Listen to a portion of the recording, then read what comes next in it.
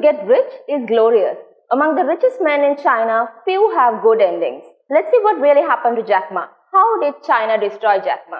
Hello, my name is Shobya Clinton. This is Counting the Cost on CEO TV, your weekly look at world's business and economics. Last fall, Jack Ma was rich and famous. We knew all about him, followed his every move.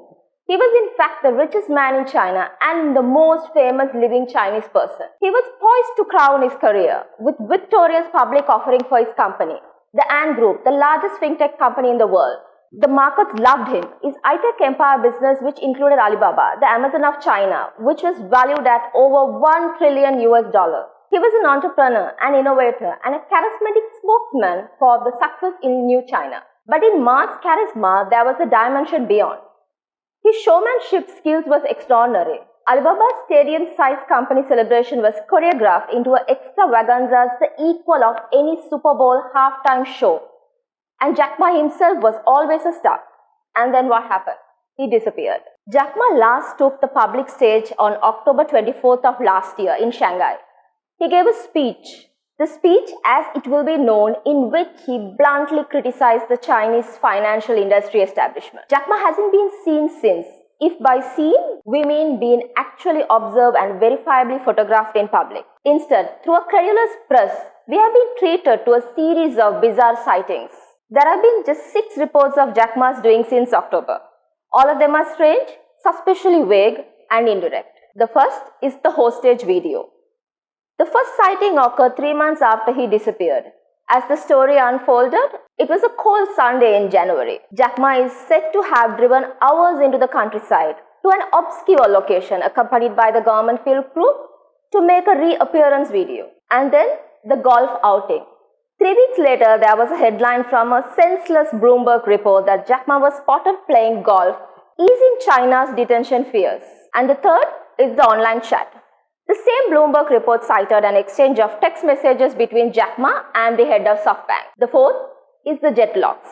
In March, the Financial Times published an interesting piece of forensic journalism. They had obtained access to the records of Jack Ma's private jet. And then the Putin video. In April, the news broke that Ma had taken part in a video call with Vladimir Putin at a meeting of Russian Geographical Society. This strange episode was reported by the New York Times and others. The video of the event shows Putin was dominant in the center of a giant TV screen. And then the 6th, the Alibaba visit.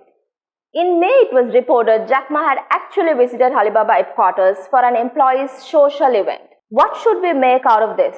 Let's summarize the hard information here. The Chinese authorities published a brief video in which Ma was shown flat and subdued. Someone told Bloomberg reporter that Ma had played golf in Hainan. And the third, Masayoshi's son had a text exchange with Ma, or someone using his phone. Jack Ma has taken up painting, it seems. And the fifth, Ma's jet has flown few times to and from Beijing. And then Ma is said to have visited Alibaba and said to have been photographed once, but the photo is not been available. At last, Jack Ma has endured an online meeting of Russian Geographical Society. There's a parade of irrelevancies, and the gaps here are glaring. Stand back from all these. And what does it signify?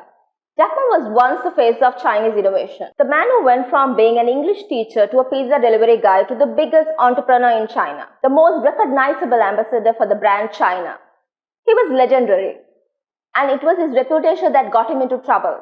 China has made an example out of Jack Ma. His fall is supposed to send a message to all Chinese entrepreneurs.